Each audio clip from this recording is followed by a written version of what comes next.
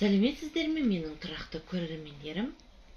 Менің видеомды соңына дейін міндетті түрде көріңіздер. Және жай ғана көріп қана қоймай, әріптестеріңізбен бөлісулеріңізді сұраймын. Сонымен бірге өздеріңіздің пікірлеріңізді қалдырып, жақсы болса жақсысын, жаман болса жаманын айтып отыруларыңызды сұраймын. Сіздермен бірге Ардақ Әлібековна. Міндетті түрде подписаться батырмасын басуды ұмытпаңыздар. Ендеше бастайық. Бүгін мен сіздерге өзімнің осы мұғалімдік тәжірибемде шыбын деген әдісті көрсеткім келіп отыр. Оны мен өзім осыны шығарып алып, міне қаптап қойғанмын. Міне ешқандай да жыртылмайды,